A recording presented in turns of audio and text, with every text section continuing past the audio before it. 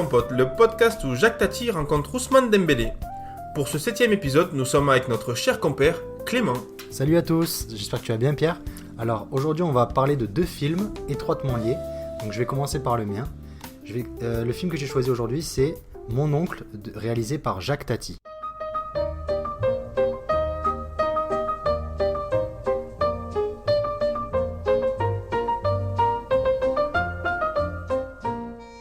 Alors Mon oncle est sorti en 1958, donc on commence à prendre pas mal de vieux films, mais vous allez voir il est lié avec le film de mon ami Pierre. Alors je vais vous faire un petit résumé du film. Alors c'est un enfant, joué par Alain Bécourt, qui vit avec ses parents dans une maison ultra moderne. Entre une fontaine poisson et une plaque chauffante murale, cette famille vit au sommet de la classe sociale française. Cependant, le frère de la mère, Monsieur Hulot, joué par Jacques Tati, qui lui vit dans un vieil immeuble parisien avec du caractère. Ce Monsieur Hulot, du coup l'oncle de ce petit Gérard, va venir jouer le rôle de l'oncle et va prendre le petit Gérard sous son aile. Alors Jacques Tati, c'est un réalisateur de la Nouvelle Vague, donc il a commencé avant ce phénomène Nouvelle Vague. D'ailleurs, petit mea culpa, dans le dernier podcast où je parle de Pierrot le Fou, j'ai oublié de mentionner quelque chose de très important dans la Nouvelle Vague, c'est qu'en fait, ce qui caractérise ce mouvement, c'est qu'ils ont commencé en fait à filmer en extérieur et plus dans les studios. Voilà, donc vous pouvez me flageller, me frapper, voilà, donc j'en ai pas parlé. Moi, je t'excuse. Non, mais... Moi, voilà, je t'excuse pour ta faute, qui est très grave. Merci, et Pierre. pour l'instant, tu restes dans le podcast. Donc voilà, donc c'est quelque chose de très important, de filmer en extérieur. Donc c'est pour ça que la Nouvelle Vague aussi a très bien fonctionné. Donc Jacques Tati est connu pour ses décors très travaillés, son sens de l'humour de situation, proche un peu ça ressemble un peu du Chaplin, du Fred Astaire. Tu sais, ce personnage de Monsieur Hulot, du coup, qui va un peu utiliser dans pas mal de ses films, c'est un peu une caricature. Et son attention aux détails. Donc rien qu'avec ça compose aussi pas mal le cinéma de Wes Anderson, qu'on verra après. Déjà, un petit résumé, savoir qui est Jacques Tati. Alors c'est un mec, déjà, il est franco-néerlandais-russe. Voilà, ça fait du bon monde. Il a commencé dans le monde du spectacle. Et c'était un très bon sportif. Qui faisait jouer au tennis. Et c'est en Angleterre, en faisant un stage, je crois, qu'il s'est découvert le rugby. Il a découvert le rugby. Et grâce à son gabarit qui était assez grand, assez athlétique, qui faisait un 90, il était assez rapide. Donc du coup, en revenant en France après ce stage, il a commencé à jouer au Racing Club de Paris en 1927. Donc c'est pas tout jeune. Non, ça date. Ça fait un petit moment. Et donc d'ailleurs, là-bas, il va rencontrer une personne très importante dans sa vie, qui est Alfred Sauvy, qui peut-être devrait te dire quelque chose, Pierre, parce que c'est un Catalan. D'accord. Voilà, c'est un sociologue et politicien français qui est originaire de Villeneuve-de-la-Raho. Voilà, tous les grands esprits se retrouvent. Voilà, donc il y a toujours un Catalan dans l'histoire. donc voilà, donc en fait, ce mec, c'est Alfred Sauvy, putain, ce mec, je passe pas mon coup. Ouais, mais en fait, du coup, lui est dans la politique, etc. Il connaît énormément de monde. Donc ils vont jouer au rugby ensemble. Et c'est grâce à lui, grâce notamment à un spectacle qu'organisait Alfred Sauvy qui était les Impressions sportives, où Jacques Tati va commencer à faire des spectacles dedans. Alors j'ai trouvé très peu d'images dessus. En gros, je pense que c'est Jacques Tati qui imite des sports. En fait. Comme il était très sportif, il devait mimer un joueur de tennis, mimer un gardien, etc. Donc ça, j'ai trouvé des petites vidéos. Notamment, j'ai trouvé une photo de l'équipe du Racing Club dans les années 1927 où on voit Jacques Tati avec Alfred Sauvy. Donc ça, je partagerai ça en story de story Instagram, bien sûr. Voilà, pour votre culture. Et donc du coup, grâce à Impressions sportives, Jacques Tati va commencer un peu à se faire un petit nom. D'accord. Petit à petit, il va commencer à s'intéresser au cinéma. Et il va commencer sa carrière dans les années 30, où il va devenir acteur. Il va faire quand même 5-6 films, notamment avec René Clément, Jacques Bert et Charles Barrois. Donc René Clément est un grand réalisateur français, notamment oscarisé 2 fois, on en parlera après. Et c'est en 1946 qu'il va réaliser son premier court-métrage, L'école des facteurs. Alors ce film va gagner le prix Max Linder du court-métrage comique en 1949. Donc à partir de là, il va commencer à développer son cinéma. Donc il va faire son premier long-métrage, c'était Jour de fête en 1949. Et c'est à partir de 50 où il va créer le personnage de Monsieur Hulot, qui est une sorte, comme je l'expliquais, de Charlie Chaplin, et plus récemment une sorte de de Mr Bean en fait. Oui, Ça va être c'est vrai son que... personnage qui va revenir tout le temps. Ou par exemple, Jean-Claude Duss, un peu le personnage de Michel Blanc dans ses films. Ouais. Il joue un peu le même personnage. Ben, Monsieur Hulot, c'est la même chose en fait. C'est un grand mec avec un impair qui fait des conneries. Un peu pour résumer, il est un peu maladroit, il est gauche, etc. Donc c'est le personnage qui revient souvent, un peu humoristique. Et puis surtout, c'est un humour sans parole aussi. Voilà, c'est ça. Ça joue Ça, beaucoup sur la situation. Beaucoup de blagues sur les décors et tout ça. Et c'est vrai, oui, non, il n'y a pas de blague. Même le film c'est que ça. je parle, Mon oncle, on en revient après, les dialogues sont presque inaudibles des fois. Au Ouais. début, je ne comprenais pas trop. Donc, d'ailleurs, petite information croquante, Oui, croustillante, c'est en fait Monsieur Hulot est inspiré d'un architecte que vous connaissiez, Monsieur Tati, Jacques Tati. d'accord. Il connaissait un architecte qui s'appelait Monsieur Hulot, qui était le grand-père de Nicolas Hulot. Ah ouais, ok. Voilà, donc le monde est petit. Bah, quoi. c'est ça exactement, ouais. Le monde est petit. Donc du coup, et alors en 53, pardon, il fait Les Vacances de Monsieur Hulot, premier succès de Jacques Tati. Et en 58, il va réaliser le film qu'on va parler aujourd'hui, c'est Mon oncle. Voilà, le film le plus connu de Jacques Tati qui lui a valu notamment un Oscar du meilleur film étranger. Donc pourquoi ce film? Parce que du coup, quand on a vu quelques films de Wes Anderson et qu'on regarde Mon oncle, on retrouve un peu des similarités, notamment avec les décors. Il y a notamment aussi l'image de l'appartement de Jacques Tati qui habite tout en haut de l'étage. En fait, quand il monte l'étage, en fait, on voit un plan d'hyper loin Ouais. où il passe partout, etc. Ça fait peu passer aux scènes dans le Grand Budapest Hotel où notamment il y a une scène avec les téléphériques. Ouais. Voilà, où il passe, etc. Bah, ça fait un peu cartoon. C'est vrai que c'est le système de dessin animé où tu as l'habitude justement d'avoir une caméra qui est un peu éloignée et puis voir. Hyper contemplatif en fait. C'est ça. Et pour l'époque, franchement, alors moi j'ai bien aimé le film. Ouais. Toi, je sais que tu as eu un peu de mal. Après, moi j'ai vraiment bien aimé parce que je trouvais vraiment ces petites subtilités, etc. Et je me suis dit, en fait, en regardant le film, je me suis dit, putain, ce film a été réalisé en 1958, quoi. Ah oui, c'est vrai que Putain, je me la dis, prouesse. c'est énorme. Et puis surtout quand tu regardes même. Tu vas en parler, je pense, plus tard, mais quand il critique aussi le fait d'être trop moderne, il y a des inventions qui maintenant sont à la mode. Même, tu vois, toutes les maisons sont carrées, alors que maintenant c'est à la mode d'avoir des maisons un peu C'est ça. rectangulaires. C'est vrai qu'il était quand même en avance avec son temps. Hein. Complètement. Et c'est ça que j'aime bien dans les anciens films. Parce que, en fait, on voit que c'est toujours d'actualité. C'est ça. Même la manière dont sont représentés un peu la bourgeoisie, pas l'aristocratie, mais la bourgeoisie un peu française dans les années 60. Et je suis désolé, mais certaines caricatures, je les ai rencontrées dans la vraie vie, quoi. Bien sûr. Alors que là, on est en 58, quoi. Donc c'est fou comment, en fait, l'être humain se répète au fur et à mesure du temps. Et notamment, les critiques qu'il fait sont toujours d'actualité. Et pareil, aussi au niveau de la technique du film, les décors, c'est beaucoup on contemple énormément, en fait. Ouais. Les décors, comment les personnes vivent. Et on voit qu'il s'amuse plus en filmant le petit quartier parisien, là où habite Tati. En montrant un peu les gens qui sont au bar, etc. Oui, il y a un souci du détail qui est quand même donné au film et que j'ai trouvé beau. Au départ, j'ai pas fait vraiment attention. Et c'est vrai qu'après, en fait, tu te rends compte que presque tu connais la ville, alors que tu n'y as jamais vécu, mais par le film, tu arrives à apprendre et à te dire, d'accord, c'est assez bluffant de... Exactement. Et puis il y a ce côté un peu où on revient pareil à Wes Anderson, où il fait attention aux détails. Par exemple, quand quelqu'un va manger, il fait attention à comment il déplie sa serviette, Oui, etc. c'est ça. Et notamment quand on voit les gens qui sont au bar, quand ils jouent au billard, quand on voit les personnes en train de s'habiller, pareil, quand on le voit, juste le fait de rentrer dans son appartement, il y a cette petite blague où quand il ouvre la fenêtre, là, ça fait la lumière sur l'oiseau, l'oiseau chante quand il a le reflet de la vitre. Donc ça, c'est des petites comiques qu'on retrouve chez Wes Anderson, et on voit un peu l'influence de Wes Anderson chez Jacques Tati. Et notamment, aussi très contemplatif sur les décors. Petit aparté, en fait, un des derniers grands succès, des films les plus connus de Jacques Tati, c'est Playtime. Alors en français, je connais pas le nom, je crois que c'est la cour de récré.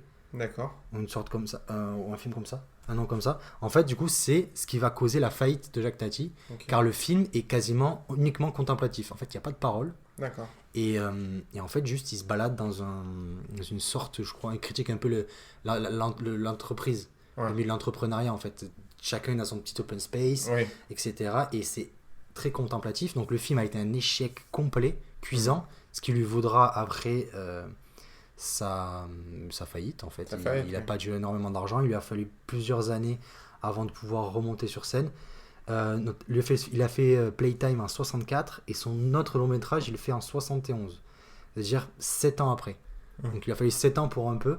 Et malheureusement, en 71, il refait un film, Trafic, Ouais. affaibli par les tournages, etc. Il en fera plus d'autres. Et en 82, il décède d'une embolie pulmonaire. D'accord. Donc c'est un réalisateur très important pour la nouvelle vague, Ouais. mine de rien. Mais il n'a pas fait énormément de films, je crois qu'il a fait 5-6 films. Parce qu'en fait, tous étaient énormément travaillés. Il prenait énormément de temps pour les faire. Tout était fait à la main. Pareil, Ouais. on retrouve un peu la patte Wes Anderson, pareil, qui va tout travailler. Bien sûr. On retrouve tout ça et c'est vrai que moi j'ai pas mal aimé le film. Par contre c'est vrai qu'il est dur à rentrer dedans parce que c'est les dialogues des fois quand il parle on n'entend pas très bien. Je me demande pas si ça n'a pas été refait en post-production au niveau des voix, Ah oui, ouais. parce que je sais pas où est-ce qu'ils ont pu placer les micros Ouais. à cette époque-là. Donc mais c'est vrai que ouais, après j'ai trouvé bon certains gags un peu drôles Mm. dans l'ensemble, mais j'ai trouvé que la prouesse technique j'ai bien aimé. Ah oui, c'est sûr. Et puis, enfin, en fait, la première fois que tu le regardes, c'est vrai que tu es tellement habitué à avoir du dialogue dans les paroles, ou alors, là, effectivement, au départ, je me suis dit, bon, ben, il n'y a pas de paroles. Enfin, j'avais du mal à rentrer dans l'histoire. Et à la fin, je me suis remis le début pour mieux comprendre Ah, t'as et me recommencé dire. du début. Exactement. Ok. En fait, j'ai juste remis D'accord. une passage du début. Et je me suis dit, mais en fait, c'est logique. Oui, c'est ça. Il te montre il te montre un peu toute la ville rapidement. Et ensuite, toi, tu vas te balader dans la ville tout le long du film. C'est ça. Et c'est ce qui est beau, c'est que. Et puis, comme Wes Anderson, il se bloque pas sur un personnage, tu vois. On part sur plusieurs personnages, on voit un peu tout ce qui se passe dans la ville, tous les regards qu'ont les autres personnes. Donc, je trouve, au final, le film m'a plu. D'accord, ok. Donc Parce t'es que. revenu dessus. tout Exactement, ça. parce que je suis revenu. Parce qu'on n'est pas habitué à des films comme ça. Hmm, Ou alors on n'est plus habitué, peut-être, hein. c'est ça. Mais c'est vrai qu'il y a un côté où tu dis, en fait, c'est vraiment des films où tu te poses, tu regardes et puis t'admires. Tu vois, vraiment, c'est la beauté du, comme tu disais, du geste, il faut qu'il y ait une grappe de raisin à ce moment-là, il faut qu'il y ait, tu vois, des chiens à ce moment-là. Enfin, vraiment, des petits éléments qui normalement sont futiles, mais là qui rajoutent un peu de cachet à l'histoire. Et j'aime beaucoup aussi, tu vois, le fait de toutes les maisons, elles sont bien droites, bien, tu vois, il n'y a pas de truc biscornu, ou alors quand c'est biscornu, justement, il montre que ben, ça a de la Oui. richesse, que ça a quelque chose de plus, quoi. Donc, non, non, moi j'ai beaucoup apprécié le film sur la deuxième Deuxième revisionnage. C'est ça, je suis pas allé jusqu'à la fin, j'ai pas eu le temps. D'accord. Mais déjà le début, bah, au final, en fait, Oui, je tu me suis rentres dit, dedans, exactement, c'est un film où il faut prendre le temps de l'aimer. Ben, pour moi, c'est ça la vision du cinéma, c'est énormément de films que au premier visionnage, j'ai pas aimé. Ouais, Et en fait, c'est au deuxième que vraiment tu commences à apprécier. Alors, je dis pas qu'il faut les regarder 2 fois d'affilée. Je dis juste que certaines choses, peut-être, peuvent valoir de Bien donner sûr. une deuxième chance. tu m'avais dit ça pour les Tuches 1. Oui, que les t'avais touches dit. 1, j'avais détesté. Et au deuxième visionnage, j'ai pleuré. Ouais. J'ai pleuré parce que la fin, mine de rien, en fait, les touches 1, là, à la fin, quand ils regagnent au loto. Et, non, mais voilà, on peut en parler, mais ils regagnent au loto et qu'ils investissent mieux leur argent, Bien sûr. il y a eu une sorte de vrai. Il y a un message un peu à la fin. En gros, Bah, il y a une patte de Jacques Tati il que y tu a- retrouves dans les. il y a une patte, il y a quelque chose, quoi. De... Ne clippez pas ça et mettez pas sur TikTok parce que bon là. Non, mais, Voilà. non, mais voilà, mais c'est vrai que quand ils disent des frites, ça veut dire quelque chose, tu vois, au fond. Tu vois, il y a une volonté de montrer. Non, mais pour être plus sérieux, oui, c'est vrai que il est un peu difficile à rentrer dedans. Après, moi, j'ai bien aimé. Je trouvais ça intéressant à parler. Ouais. Et Et tu connais la petite info mignonne Non. de ce film? dis-moi. Tu vois les chiens qu'il y a au début du film? Ouais. En fait, il a récupéré des chiens comme une SPA, tu sais, D'accord. pour le film. Et les gens se sont tellement pris d'admiration pour les films, pour les chiens. chiens, qu'au final, tous les chiens ont été adoptés. Ah, énorme. Tous les chiens du film, en fait, chaque chien, c'est des chiens justement, enfin, quand on va appeler ça vulgairement des bâtards. Oui. Et là, effectivement, ils ont tous été adoptés justement par ou des gens du tournage ou des gens qui passaient par là, mais qui étaient voilà, qui aimaient ça. Ok. Et Tati, il a vraiment ce côté un peu visionnaire en laissant la caméra sur le chien, en disant tant qu'il fait pas ce qu'il doit faire, moi je laisse la caméra, il fait ce qu'il veut le chien, je le filme. Et c'est vrai que ça, en fouillant un peu les archives, j'ai trouvé ça. Et j'ai trouvé ça assez agréable, même dans ces années-là, de voir Jacques Tati qui prend quand même le temps sur tous ses acteurs, que ce soit des animaux ou des personnes. Et c'est ça, ben, ça va être un peu le souffle qui va donner un peu à la nouvelle vague, cette envie de vraiment commencer à proposer une image, à proposer des Bien choses. sûr. Et ce que j'ai bien aimé chez Jacques Tati, j'ai écouté des interviews de lui, donc déjà beaucoup plus intéressant comment il s'appelle, Godard. Oula, il se farcit Godard. Non, Il se farcit Godard. non, Godard, il me saoulait. Enfin, et d'ailleurs, j'ai regardé d'autres critiques par rapport à lui. C'est vrai que beaucoup disent il se la pète, quoi. Ouais, Il se chauffe un peu. Par contre, je trouvais que Tati était beaucoup plus humain, d'accord. beaucoup plus sympa à écouter. Et notamment, il avait cette un peu envie de proposer du comique et de traiter le comique, l'humour, Oui. de manière plus sérieuse, en fait. Enfin, en gros, pas juste prendre ouais, on est des débiles, on rigole. Ah, bien sûr, il critique aussi c'est ça. d'une part. Hein. Non, Voilà, mais c'est- il s'en sert pour critiquer. Et il fait ça, et il respecte en fait l'humour. Et en fait, lui, quand il faisait ses films, c'est bon, ok, on va mettre de l'humour là, mais pourquoi on en mettrait là? Ouais. Et à chaque scène est vouée à être un gag, mais c'est réfléchi quand même, tu vois. Puis C'est il est jamais dans l'excès, ça qui est beau. voilà, Tu vois, de le voir la deuxième fois, c'est de se dire, ben, en fait, chaque blague est assez fine. On se moque. Enfin, tu vois, il se moque de personne, il se moque souvent de lui. Et après, ben, effectivement, il montre aussi aux gens la critique un peu sociale de qu'est-ce que devient notre monde avec justement des maisons aseptisées, c'est vrai que j'ai. Enfin, ce coup-là, c'est un coup de maître, comme on peut dire, hein, parce que c'est franchement, ça. à cette époque-là, surtout se moquer un peu de la bourgeoisie Mhm. en sachant que c'est eux qui, normalement, financent le film. Hein. Oui, Donc c'est vrai que c'est audacieux et je trouve ça beau de le représenter comme ça. bah, il montre un peu la futilité là, cette femme là qui allume son poisson à chaque fois, là. Ouais, Dès que quelqu'un rentre. Et en fait, c'est beaucoup de comédie de répétition bien aussi. sûr. Par exemple, dès que quelqu'un rentre, elle allume son poisson là qui Ouais, sort de l'eau. Puis après, quand elle voit que c'est des gens un peu importants, elle allume même plus le poisson, c'est quoi. ça. Juste elle est indirecte. Et c'est vrai que c'est drôle et il cherchait ça, l'humour à chaque fois. Et c'est vrai que cette maison, du coup, est un peu aseptisée. Ouais, Même si elle est à la pointe de la technologie, il n'y a rien en fait. Par exemple, le fait qu'à un moment, le fait de la porte qui s'ouvre et qui se ferme toute seule, il ouais, reste enfermé dedans, tu vois. C'est comme ça. Et là où il y a de la vie, ça va être dans les quartiers, là où il y a plus de monde, c'est ça. là où il y a plus de personnes. Et c'est là où, même d'ailleurs, il y a plus d'idées cinématographiques. Donc c'est vraiment intéressant. J'ai bien aimé ce film. Et notamment, comme je disais tout à l'heure, il a eu l'Oscar du meilleur film étranger. D'accord. Est-ce que tu sais quel est le pays le plus représenté aux Oscars étrangers? Enfin, dans la catégorie Oscars étrangers. Oscar étranger, bah, je dirais l'Angleterre. Alors, Après, non. j'avais la Tanzanie, mais je me La suis dit Tanzanie, compliqué. la Tanzanie, non. Alors, non. Parce que l'Angleterre, comme ils sont anglais, je me dis ça peut être Alors, plus représentatif. Non, j'ai fait mes petites recherches. éclaire-moi la Et, compote. je t'éclaire la compote avec plaisir. Et l'Angleterre n'est même pas dans le top. L'Angleterre, enfin le Royaume-Uni même en gros, a eu un Oscar. Ok, bon, bah, Donc, moi c'est clair. donc hein, ça, d'accord. c'est pas énorme. Mhm.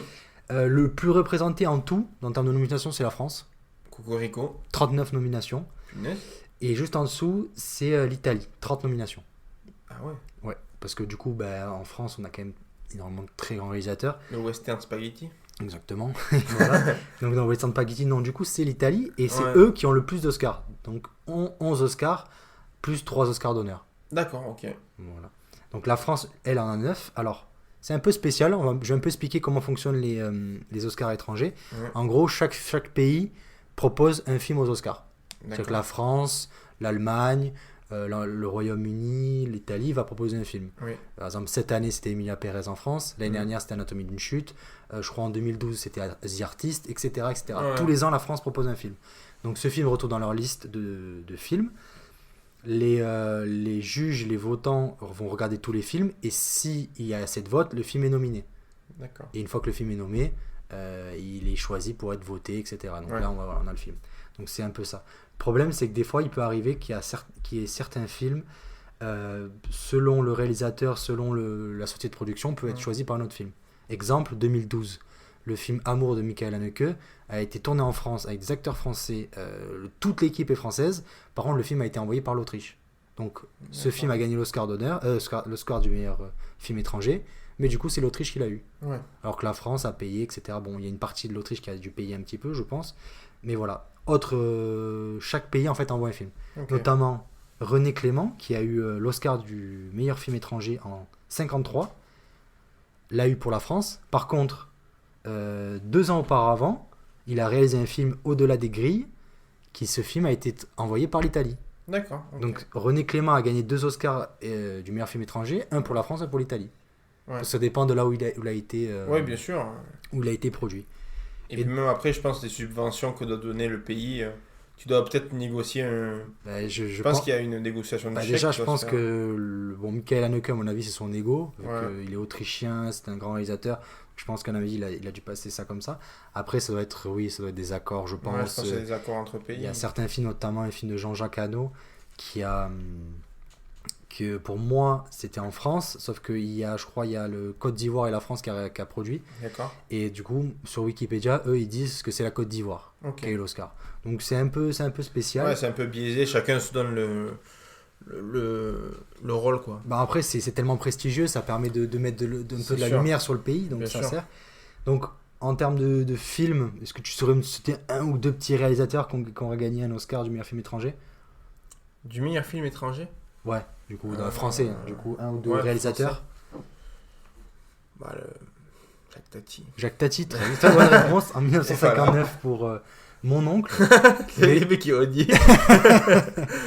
Et je repars sur ma chronique, du coup, Vas-y. mon oncle, alors, Alors, c'est du l'histoire de Gérard. Non, donc du coup, oui, il y a Jacques Tati, dans les plus connus, il y a Jacques Tati. Il y en a un, il m'a fait rire, il s'appelle Serge Bourguignon. Punaise. Voilà, donc plus français, tu peux pas. Ah, Si, c'est vrai que là- il y a Maurice Cloche aussi, pour Ok. Monsieur Vincent.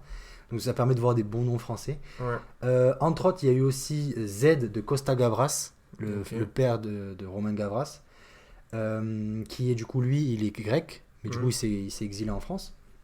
Il y a aussi Un homme et une femme de Claude Lelouch, Ah ouais? Oui. D'accord, je pensais pas qu'il soit. le film qui a du coup est sélectionné pour l'affiche du Festival de Cannes 2025. Ouais. Voilà. Donc lui, il a aussi eu l'Oscar du meilleur film étranger en 67. Il y a Luis Buñuel qui lui n'est pas français et mexicain, mais par contre le film, je pense qu'il a dû vivre beaucoup de temps en France. Buñuel, il y a ami de Salvador Dali aussi, D'accord. un autre catalan. Putain, mais Le il y en catalan, a en tellement. fait, ouais. Il y en a tellement, mais lui, Luis Buñuel a gagné l'Oscar du film étranger. Le charme discret dans la bourgeoisie, c'est le nom du film, D'accord. pour la France aussi. Donc, Ok. entre autres, il y a eu aussi François Truffaut avec La Nuit américaine, Jean-Jacques Hano et Bertrand Blier pour les plus connus qui ont gagné des Oscars, et Marcel Camus. Voilà. Donc c'est un peu toutes les personnes tous les Français qui ont les plus connus qui ont gagné un Oscar. Donc il y en a pas mal. Je Ouais. pensais pas qu'il y en ait autant. Moi, je me serais dit peut-être 3-4, mais non, il y a eu pas mal de films. Beaucoup plus avant. Le dernier, c'est de 93. C'est Indochine de Régis Varnier. Tati, très grand réalisateur. Alors j'ai beaucoup aimé mon oncle. J'essaierai de regarder ses autres films, notamment Ouais. Playtime, je vous dis, qui a causé la faillite de Jacques Tati. Et pourquoi ce nom anglais, tu peux nous. Je peux peut-être vous l'expliquer, pas peut-être parce que, à mon avis, il voulait toucher énormément de monde, parce que c'était un film Ouais. avec beaucoup d'ambition, qu'il a payé de sa poche, donc qui a valu sa faillite, et notamment qui est maintenant considéré comme un des meilleurs films de Tati. À l'époque, il n'a pas fallu fonctionner. Notamment un réalisateur que j'aime beaucoup, qui est David Lynch, qui considère comme un des meilleurs films de l'histoire, Ouais. de Playtime, parce que vraiment, au niveau de l'aspect technique, la prouesse, elle est là, c'est un fait, et peut-être le film était beaucoup trop en avance sur son temps. Sur son temps. Ouais, des fois, ça arrive sur beaucoup de réalisateurs hein, sur ça. C'est ça. Que ce soit ça ou même au niveau de l'art, hein, surtout, on le voit beaucoup. Ben, c'est compliqué en fait sur le moment. Il y a notamment pas mal d'acteurs, enfin pas d'acteurs, Sûr. pardon, d'artistes Ah, de qui qui sont morts et qui ont été connus de manière Oui. posthume.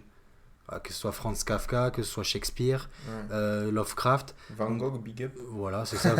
Van Gogh, mais c'est ça, c'est fou en fait, de se dire que les gens, de leur vivant, Ouais. ne soient pas connus, et notamment Playtime, qui a été du coup acclamé. Il y a même des films qui ont connu une renaissance en sortant en DVD. Ouais. Donc voilà, donc c'est pour ça que je voulais me passer sur Jacques Tati. Et maintenant, du coup, je me tourne vers toi, Pierre. Est-ce Bah que écoute, tu moi voudrais pour parler... ce 7e épisode, je vais partir sur le film The Grand Budapest Hotel de Wes Anderson.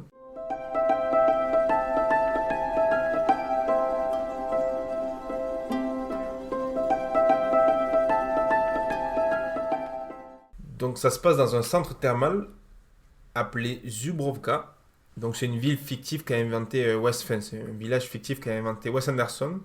Et en fait, il nous plonge dans un hôtel où l'on va suivre la trépidante vie de Monsieur Gustave H, concierge méticuleux et dandy, qui avec son lobby boy, dénommé Zéro, vont vivre des aventures trépidantes dans une Europe aux portes de la guerre. méticuleux et dandy. C'est comme ça que je t'aurais défini. Ah, mais. Quand on me demande de En parler. fait, quand j'ai pensé à Dandy, je me suis dit Clément. Ouais, Voilà, non, j'ai non, failli mais- dire Clément et puis je dis plutôt Dandy cet Oui, homme-là. non, mais c'est vrai, non, mais moi, je me dis Pierre, il est comment? J'ai les méticuleux et dandy. Bah écoute, j'ai apprécié avec joie ce Non, que tu me mais- racontes là. Et puis, bon, en essayant d'avoir la même moustache que Monsieur Gustave, Que monsieur, oui. mais c'est un peu C'est compliqué quand même. un peu dur, mais on peut tenter de le faire. Voilà. Donc, en fait, moi j'ai choisi ce film car c'est l'un des, je trouve, des films signature de Wes Anderson. C'est le film qui permet de faire connaître en fait la patte Wes Anderson tout en ayant une facilité de compréhension, même en, même en ayant beaucoup de personnages secondaires, voire tertiaires dans l'histoire. Ce qui sur certains films lui sont reprochés.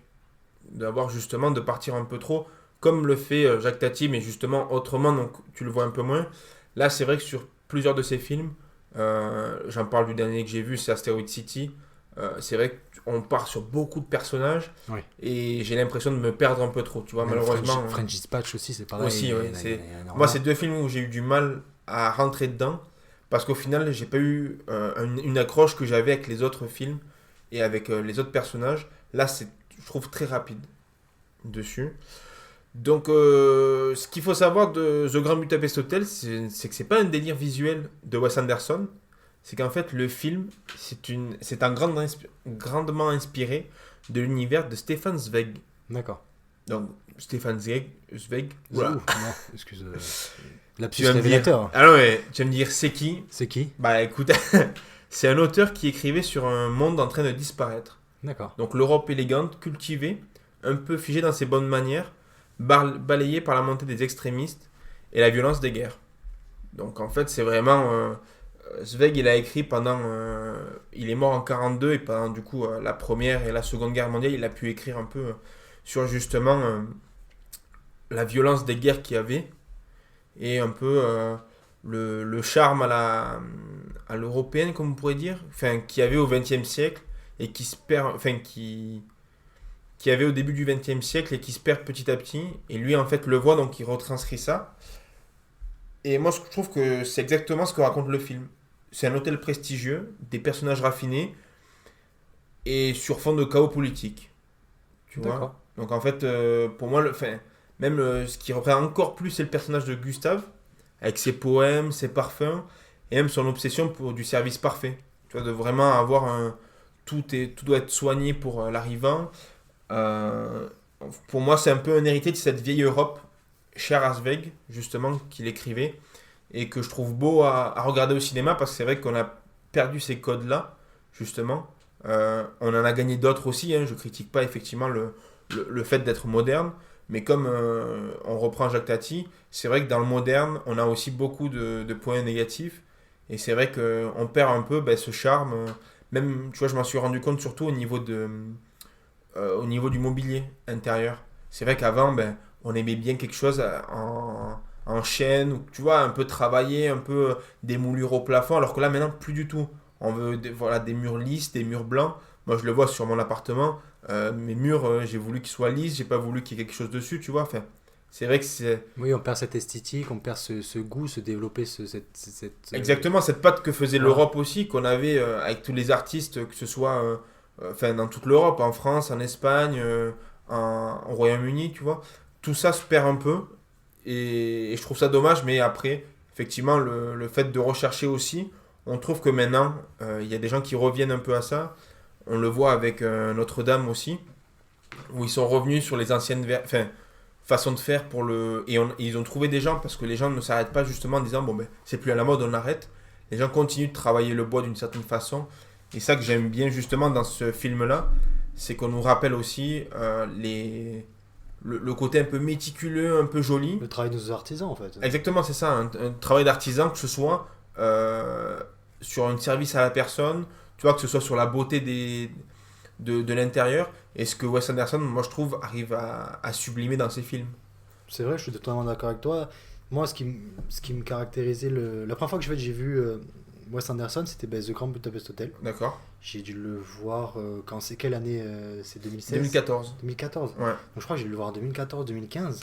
Et c'est vrai que quand je suis tombé dessus, donc c'était ma période où je commençais à regarder, à m'intéresser au cinéma, et je suis tombé dessus et je me suis dit putain mais c'est quoi ce bordel? Ouais. Genre, je vois du rose partout, Ah oui, c'est je vois sûr. des cadres super bien faits, et je vois la caméra qui tourne, on voit un autre décor, on Ouais, voit que c'est fait à la main, bien sûr. on voit que c'est presque de la stop motion, on y reviendra, mais il a fait de la stop motion, il a fait des Mm. films d'animation, et c'est vrai que tout était travaillé, et il y a énormément aussi d'édits, on voit plein de passages de ces films qui sont repris dans les réseaux sociaux, Oui, parce qu'ils sont super bien faits, notamment je parle du passage où il contrôle, c'est pas une douane, mais en fait il contrôle tous les paquets. oui. Donc ils ouvrent et tu vois le mec avec le couteau qui Ouais, coupe, il coupe tout sauf. sauf le gâteau. Mais en fait chaque truc coupé c'est hyper, en fait c'est presque de l'ASMR, comment dire, c'est un peu envoûtant en Bien fait, sûr. on va dire, Et puis ça donne envie de tu sens que regarder. même ça a été travaillé. Voilà, tout Et est puis ce que choisi. j'aime bien dans Wes Anderson, c'est que le petit bout va être travaillé pour sublimer justement des gros bouts. Enfin, vraiment, il essaye d'aller à la plus petite chose qui peut exister en se disant ça va quand même compter dans le film. Et au final, tu vois, on en parle et on s'en aperçoit dans le film aussi. C'est ça, et en plus, oui, et comme Tati, c'était un artisan du travail, en fait, c'est C'est eux ça. qui travaillent leur décor, ils faisaient attention à tout, sur leur tenue, tout est bien fait, et ben, tu parlais de l'exposition Wes Anderson, Ouais. je sais pas si on en a parlé, Pas encore. pas encore, Ça arrive j'ai spoilé, mais en gros, bon, on y reviendra après, j'en parlerai ça après, mais c'est vrai que oui, tout est méticuleux dans Ouais. dans les vêtements, et ce que j'aime bien aussi dans ces films, c'est que chaque film va traiter d'un truc différent. C'est ça. The Grand Budapest Hotel, c'est quoi? C'est l'Europe de l'Est, un peu C'est en fait l'Europe de l'Est et après il fait un pied de nez aux nazis, justement à cette seconde guerre mondiale qui arrive et les gens sont pas au courant. Oui, voilà. Donc effectivement, il y a ce côté effectivement Europe de l'Est, tu vois, où vraiment les gens ils vont pour se reposer et qui maintenant n'existe plus ou Oui. alors est désuet quoi. Oui, c'est ça. Bah, il y a eu pas mal de guerres, il y a eu pas mal de C'est choses ça. qui sont passées là-bas, donc ça a fait baisser cette partie-là. Mais notamment avec le personnage de Zéro, Oui. sans spoiler, mais du coup, l'hôtel va rester avec le temps. On va vouloir garder cette âme d'hôtel à travers les années. Et puis enfin, tu le vois, il perd tout son argent sur ça. C'est ça, voilà. Il s'est expliqué dans le film, bon, je vais pas spoiler. Mais justement, comme ça d'habitude, commence comme ça, mais il se demande pourquoi il garde cet hôtel dans cet état-là. L'hôtel n'a bien sûr, n'a oui, plus le son narrateur, panache de l'époque, c'est ça. mais on se demande, putain, mais pourquoi il le garde? Et après, on va savoir pourquoi. Mais moi, ce que j'aime bien aussi chez Wes Anderson, c'est que du coup, bah, Grand Budapest Hotel, c'est l'Europe de l'Est, Ouais. mais Darjeeling Limited, c'est l'Inde, Oui, Royal Tenenbaum, L'Amérique. c'est New York, ouais, Ouais. c'est l'Amérique, French Dispatch, c'est la France, Mm. Asteroid City, c'est le Texas. Enfin, oui, c'est- tu voyages vraiment en fait dans Voilà. un peu t'as toutes les cultures dans chacun de ces films qui sont Exactement. représentés quoi. La vie aquatique, ça reprend un peu Jacques Cousteau. Oui. Voilà. Bah ouais, avec le bonnet, C'est ça. Et chaque univers, en fait, il va prendre des choses qu'il aime bien et un peu les sublimer. Enfin, voilà, reprendre nos trucs. Et c'est vrai qu'au début, moi, je savais même pas de quelle nationalité il était. Et ce mec est juste américain, en fait. Ouais. Il Mais était... ce qui est fou, c'est qu'il vraiment il a la dégaine d'un British. Enfin, en tout C'est cas, ça. quand je le vois, tu sais, il est très soigné, très propre. Il y a un cup of tea avec lui, pas de souci, tu vois, je le prends C'est avec ça, grand ouais, plaisir. un petit tea time, je l'invite ici. Ah bah, il vient avec quand grand il plaisir. veut. Ouais, tu viens quand tu veux. Tu es le bienvenu, Wes Anderson. Faut juste que tu viennes à Juvignac, mais c'est tout. Bon, après, c'est pas très loin. C'est là où on a le studio d'enregistrement, mais après, sinon, on habite. Voilà. On ne dévoilera pas notre adresse, mais. Mais c'est vrai que moi, ça fait partie d'un de mes films préférés, tu vois. Alors, je l'ai vu un peu tard. C'est vrai que j'ai eu mon côté un peu cinéma en 2020. Mhm. Donc, je l'ai vu à cette époque-là, la fameuse époque film TGV. Ah oui, On va appeler Ok. ça. De La La Land à ça. à Grand Budapest. Donc, après, j'en ai vu quand même beaucoup maintenant de Wes Anderson.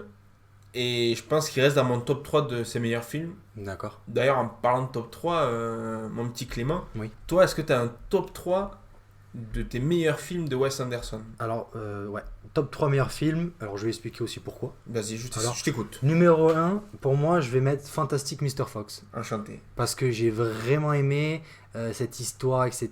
Il y a un petit côté un peu rébellion, Ouais. et tout ça, entre les animaux de la forêt et les êtres humains. J'ai trouvé ça super bien fait. Mm. Et moi, je suis fasciné quand je vois des films d'animation comme ça. Là, c'est stop motion, c'est-à-dire que Ouais. c'est bouger petit à petit. Et d'ailleurs, je t'en reparlerai après, mais voilà, on a vu du coup ces petits bonhommes là qui Ouais. ont. Et c'est le travail derrière. Et le film en lui-même est vraiment très bien. Puis tu sens que c'est tout ce qu'il aime. Tout est C'est fait à ça. la main, tout est fait. C'est un peu. En fait, pour moi, c'est vraiment l'artiste dans le cinéma. Celui qui aime faire des petits montages à la pâte à modeler, faire justement tout à la main et éviter la CGI ou autre, tu vois, qu'on a l'habitude de C'est voir ça, en et ce moment. et franchement, celui-là, c'est celui qui m'a mis le plus sur le cul. Et aussi, ce que j'aime bien, les films de Wes Anderson, c'est cet aspect un peu. Il y a quand même une sorte de conte, il y a une morale à la Oui, fin, on raconte quelque chose, c'est pas juste de la beauté pour de la bien sûr. beauté. Donc voilà, donc Fantastic Mr. Fox numéro un. Numéro 2 j'aurais mis The Grand Budapest Hotel, D'accord. parce que j'ai vraiment bien aimé, je l'ai regardé il y a pas longtemps en plus, j'avais bien aimé.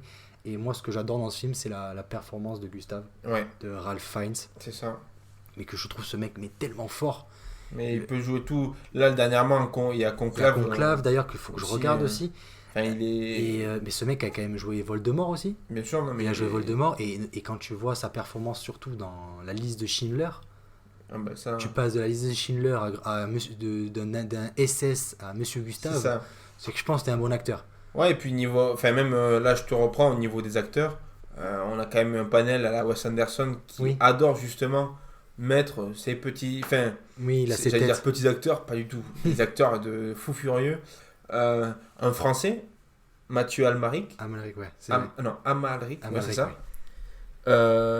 Il y a ça, il y a Adrien Brody aussi qui a gagné un Oscar il y a pas longtemps. Mm, mm. William Dafoe qui a l'habitude de jouer le méchant dans les Wes Là, Anderson. il joue vraiment le méchant, la tête. Enfin, tu vois, Jeff Goldblum, même Harvey Keitel aussi. Oui, ah oui, Tu sais, qui est chauve, qui joue le prisonnier. Enfin, vraiment, t'as bon, le fameux Bill Murray à chaque fois qui fait oui, jouer dans ses films. tout en là, Tu lui. vois, je trouve qu'à chaque fois, et puis, ils n'ont pas un rôle vraiment central dans l'histoire, Mhm. mais ça rajoute un petit piment, un petit truc que t'aimes bien. Et puis, à chaque fois, tu vois des têtes qui se ressemblent. Et ce qui est beau, qu'on en parlait il y a quelques podcasts, c'est que là, tu t'associes pas, par exemple, un Adrien Brody au personnage de Grand Budapest Hotel, et après, tous les autres t'oublient. Tu vois, c'est vraiment, en fait, chacun a son personnage dans C'est son ça. film, et ensuite, dès qu'il change de film, ben, tu te prends au jeu de garder, en fait, le personnage qui va y être dans son film, quoi. Bien sûr, moi j'aime beaucoup ces films-là quand il va parler un peu de plusieurs histoires, mais qui sont tous entremêlés entre elles, mais avec une morale à la fin. C'est Quand il ça. part trop, j'avais essayé, je sais pas si tu avais regardé, il a fait des courts-métrages avec Netflix, parce que du coup maintenant Oui. ces derniers films sont produits par Ouais. Netflix, et les courts-métrages j'ai pas trop aimé, j'ai pas trop accroché. Ouais. Vraiment moi ces films que j'aime c'est quand voilà, il y a une sorte d'histoire derrière, et Grand Budapest Hotel, il y a une sorte il y a une morale aussi à la fin, pareil. Oui, puis Netflix, ils ont été sortis vachement. Je me souviens que Asteroid City est sorti, et ensuite, les deux courts-métrages de Netflix ont été sortis d'affilée. Quasiment après, ouais, Tu vois, non, quelques temps après. et c'est là où je les ai un peu regardés, puis j'ai décroché en me disant c'est dommage, on perd un peu Pourtant, le. t'as des bons acteurs, t'as Benedict Ouais, Cumberbatch, c'est. t'as du monde. Mais ouais, moi j'avais bien aimé, et notamment dans Grand Budapest Hotel, il y a ma petite protégée, Saoirse Ronan, Ouais. que j'aime bien, Qui joue. que je trouve très forte. Je l'avais vu dans Lady Bird, j'avais beaucoup aimé. Ouais.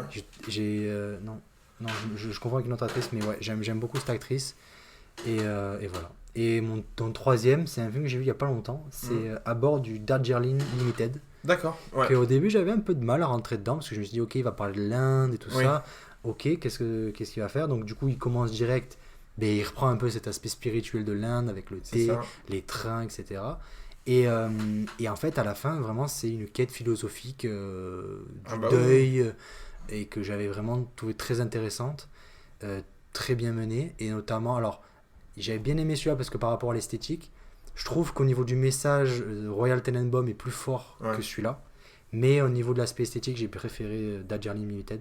Donc voilà mon top 3. Ben écoute, Et toi franchement, ben, Et toi, c'est quoi ton top 3? sur Tu dois mon, choisir 3. sur mon top 1, je vais te suivre sur Fantastic Mr. Fox. Ok. Parce que bah, c'est une masterclass du début jusqu'à la fin. Oui, il y a tout. Quand je sais pas regarder, enfin, ce que je veux regarder, je le re-regarde. Et à chaque fois, je me régale. Ok. Tu vois, c'est vraiment. C'est comme le plat que tu te prépares, tu vois, le dimanche soir que tu sais que t'aimes bien. Oui, voilà. Là, c'est pareil, c'est des coquillettes, mets. du jambon beurre. Tu t'embêtes pas, tu le regardes, tu sais que tu vas adorer. Et en fait, à chaque revisionnage, bah, à chaque fois, tu es toujours T'apprécies de plus content. en plus, Exactement, tu apprécies à chaque fois sur ça. En deuxième, je l'ai vu très récemment, c'est Royal Tenenbaum, Ok. donc tu parlais. Et alors, j'avais essayé de regarder il y a quelques temps où le début m'avait pas donné envie, du coup j'avais laissé tomber rapidement. Et là je l'ai re-regardé et en fait ça m'a ému. En même temps, je trouve, enfin la façon dont filme Wes Anderson, je trouve ça beau. J'aime beaucoup enfin tous les acteurs vont bien avec leur rôle, tu vois. Vraiment, enfin pour moi c'est vraiment un film. Film à 100%, tu vois, il y a aucun déchet, je trouve, dans ce film-là. Et après, en troisième, The Grand Budapest Hotel, qui, bah, là aussi, Ok. on part sur l'un des... Enfin, justement, ce que je disais, l'un des meilleurs films de Wes Anderson, parce que c'est, je trouve, assez rapide de se mettre dedans. Et après, de toute façon, tu contemples toujours bah, cette beauté de, tu vois, euh, par exemple là, il parlait du pâtissier, tu vois, d'avoir justement les petits gâteaux, c'est Merlet, non, Mendels. Mendels, voilà, pardon. Et même, petit fun fact, Mhm. sur les extras du film, tu as comment faire un Mendels. D'accord, Voilà. t'as une recette. T'as une recette, c'est ça, comment Ok. faire le chou, comment faire le glaçage, tu vois. Et ça, je l'ai regardé la dernière fois, Mhm. et franchement, ça a l'air pas très compliqué. Donc si un jour t'es sage, peut-être un Mendels t'attendra. Parce que ma question était pourquoi je n'ai pas eu de Mendels Alors, maintenant. là, il y a eu, Il y a un j'ai pas eu le contretemps. temps, Il y a eu un en fait, contretemps. et il faut vraiment quand même s'appliquer. Oui. Moi, je veux t'amener quelque chose qui soit beau, qui soit esthétique. Je veux pas t'amener un truc en te disant, mange-le, tu vas aimer, mais c'est pas super bon. Pour le prochain podcast. On va essayer de En faire plus, au peut-être max. qu'il y aura du monde pour le prochain, peut-être que tu vas en faire plusieurs. Là, tu spoil un peu trop. Non, mais- Voilà, déçu. Mais non, voilà, j'aime beaucoup ce film. Et puis, surtout, ce que moi j'adore dans le cinéma de Wes Anderson, c'est le souci du détail. Mhm. Tu vois, et là, donc, on va parler de la chance qu'on a eue d'aller à son expo à la Cinémathèque à Paris. C'est vrai. Ah oui, en fait, que j'ai un peu révélé. Oui, t'as un peu spoilé, mais bon, je t'en voudrais pas, tu sais, Non, bah- tu restes dans le podcast, il n'y a pas de souci. Oui, non, mais c'est gentil. Mais Apprécie. c'est ça. Et en fait, comme dirait notre cher ami JB, de Tell From The Click, Le poteau. voilà, le confrère, il y a beaucoup de props Ok. là-bas. Alors, je sais pas si toi t'en as repéré beaucoup, J'en mais ai- effectivement, j'en ai- en fait, je trouve que, tu vois, moi qui suis un grand fan de The Grand Budapest Hotel, bah, je me suis régalé. Il y avait de l'air de panache. Donc, si vous savez pas ce que c'est l'air de panache, c'est le petit parfum que met Monsieur Gustave. Et il en fait tout un truc, donc il faut vraiment le regarder.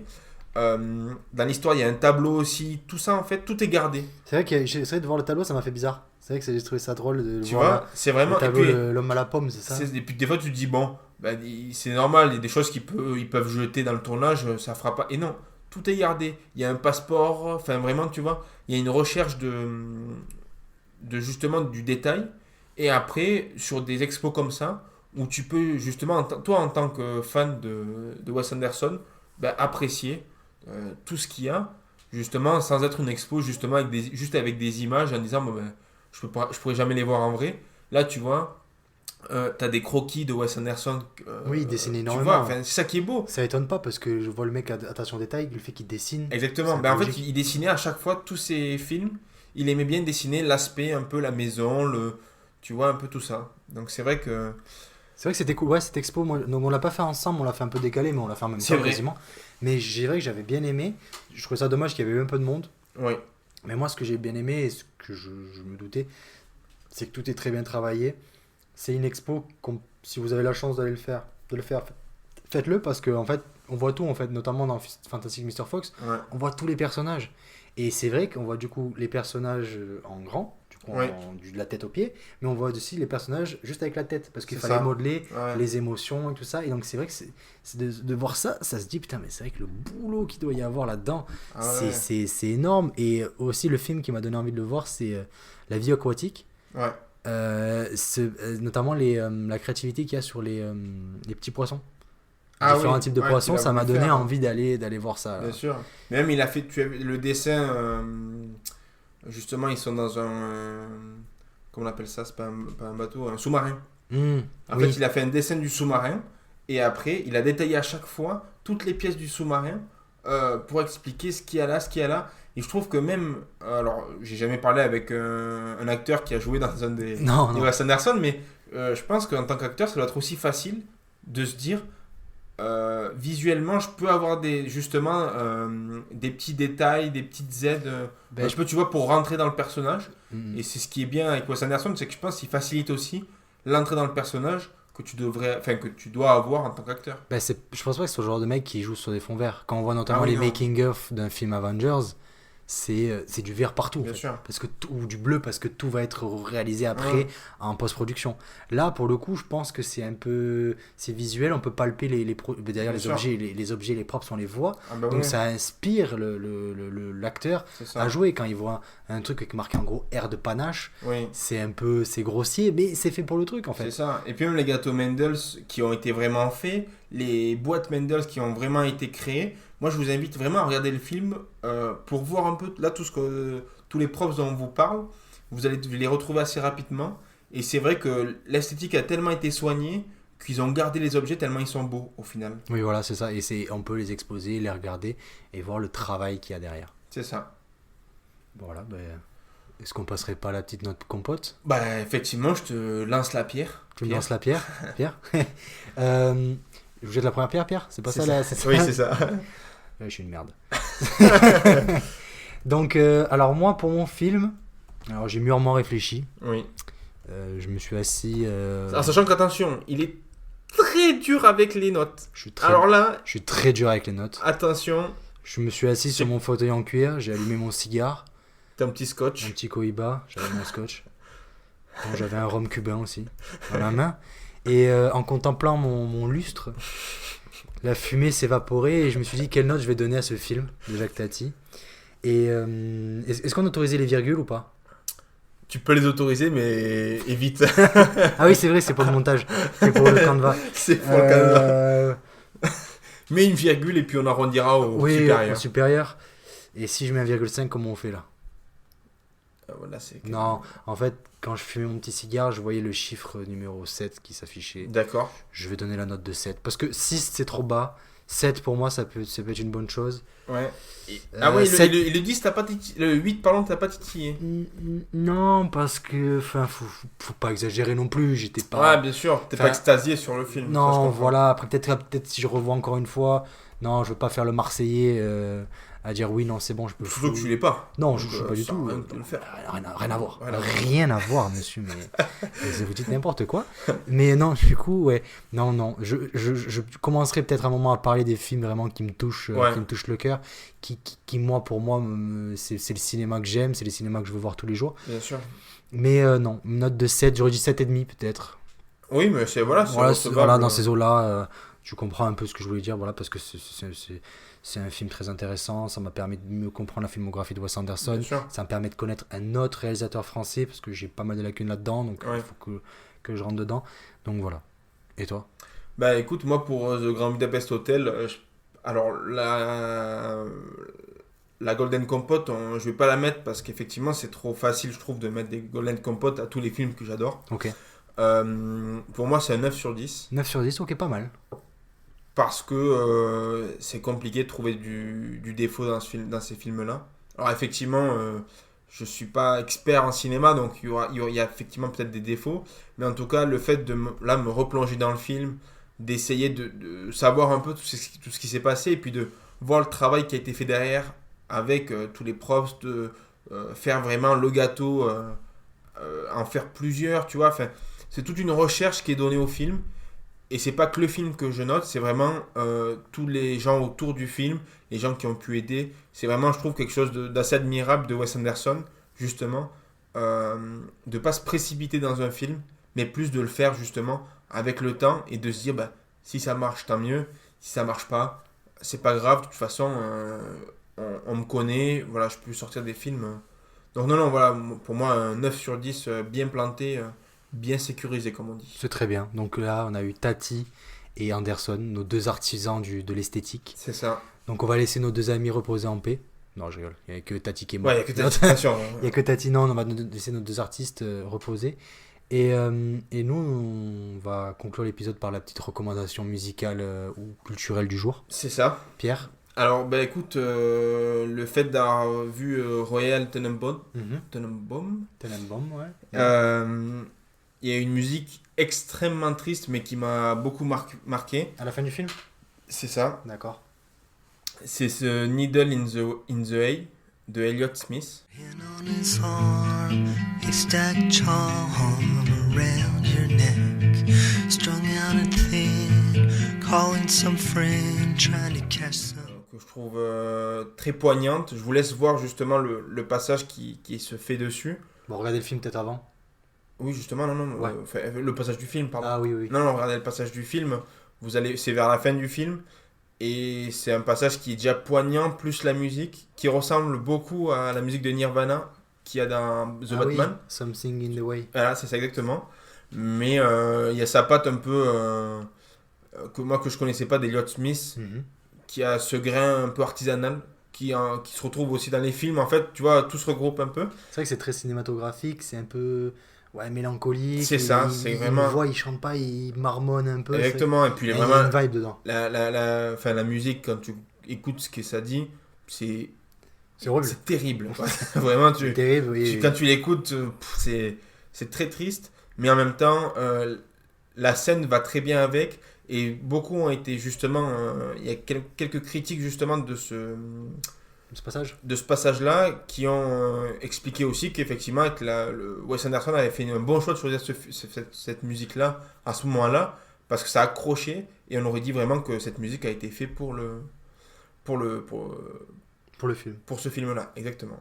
D'accord. Donc moi lance la pomme culturelle. Tu me lances la pomme culturelle. Exactement. Donc moi de mon côté, j'ai choisi une musique des Smiths. Le nom de la musique, elle est très connue, c'est Please, Please, Please, Let Me Get What I Want. Good times for a change. See the luck I've had can make a good man turn bad. Donc c'est un morceau qui est sorti en 1984. Donc là, comme j'avais expliqué la dernière fois, et que j'avais pris Phoebe Bridgers parce que j'avais commencé à écouter de l'indé, du rock indé. Ouais. Parce que je suis aussi tombé dans le rock un peu anglais, notamment avec les Smiths, avec Radiohead. Et cette musique, j'avais écouté, j'aimais bien pas mal de musique des Smiths. Et quand je suis tombé dessus, c'est en regardant le film 500 jours ensemble. Mhm. Il y a un passage où on entend cette musique. Et là, je me suis dit, ah ouais, putain, c'est vrai qu'il y a celle-là aussi. Donc je l'ai écoutée, et là, je l'écoute souvent, très souvent. Ce que j'adore, c'est qu'elle fait 1 minute 50. D'accord. Elle est super rapide, mais elle est vraiment hyper efficace. Ok. Donc moi, je la kiffe. Et à chaque fois que je l'écoute, j'ai ce petit truc au cœur Ouais. qui Ça palpite, quoi. Ça palpite, il y a des petites choses qui se créent en moi. Et elle est beaucoup plus jolie que Phoebe Bridgers. Enfin, jolie, je parle dans le sens, elle est plus entraînante Oui. et moins triste que Demi Moore que j'ai proposé la dernière fois. Mais voilà, donc c'est la musique des Smiths que j'ai choisie aujourd'hui. Merci d'avoir écouté ce podcast. Merci à toi, Pierre. Voilà, on remercie les auditeurs parce que là, ça fait depuis quand même depuis 7 février, épisodes, ouais. C'est ça que vous nous suivez. Les audiences augmentent de plus en plus, donc on est vraiment content de ça. Et voilà, on vous remercie vraiment de faire tourner le podcast sur tout le monde. On va dépasser les 200 audiences. 200 Ça, audiences. c'est beau. C'est énorme. Alors, à 200 audiences, Pierre se jette tout nu dans la Mosson. Donc voilà, Alors là, on va je tenais couper à le ça. dire. Je tenais à le dire, voilà. Donc les gars, dites-le à tout le monde. Pierre tout nu dans la Mosson à 200 écoutes. Voilà. Ça, c'est cool. Donc moi aussi j'ai accès aux stats, donc je le saurai. Voilà. Je suis au courant. Je suis au courant. Non mais voilà, on voulait vraiment vous remercier sur ça. Et après, on vous dit pas tout, mais il peut arriver des belles choses en septembre. On vous mettra tout dès qu'on a plus de réponses sur Instagram. Mais là, ça arrive lourd. Ça arrive fort. Et Restez prochain connectés. épisode d'ailleurs, on va casser les barrières du podcast. On pète les barrières du podcast Voilà. au prochain épisode. Là, au lieu on n'a pas un invité, On n'en a pas 2, mais... on n'en a pas 4, on en a 5, on en a combien? On ne sait plus. Ouais, non. Là, franchement, on essaye un tour de maître, comme on dit. Oui. Et en plus de ça, on va le filmer. Donc là aussi, vous pourrez avoir l'occasion Il en dit trop, il en dit Ah, trop. c'est vrai, excuse-moi. Non, mais- Parlons, c'est Non vrai. mais voilà, mais Là, je écoutez, laisse tomber dans mes démons. on se voit au prochain épisode. Au prochain épisode, bisous à tout le monde Bisous, ciao. et pour tout net.